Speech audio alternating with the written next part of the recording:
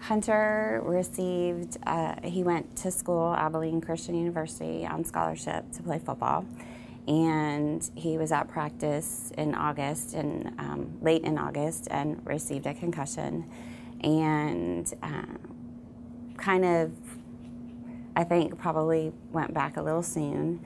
And he received another concussion in early September.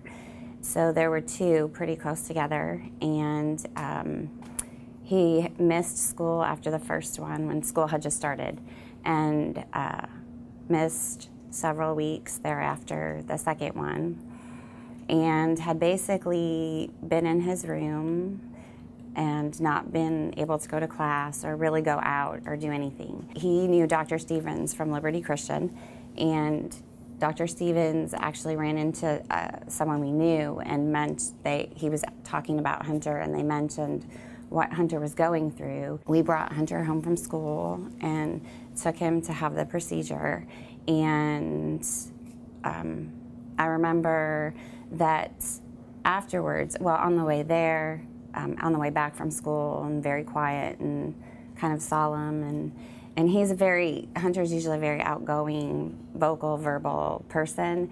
And so as a parent, that's troublesome when your child's so quiet. But he had the procedure, and the next, my husband had taken him, and my husband sent me a text afterwards. And it was a quick procedure. I was surprised at how quick it was. But my husband had texted me afterwards, and he said, you would be so happy because he's laughing, sorry, and he's singing to all the songs on the radio, and he's more himself, and so that was really huge for me. By the time he had missed all of that school, and so he didn't even get to go back to class until October, and by then he himself knew that he was just too far behind.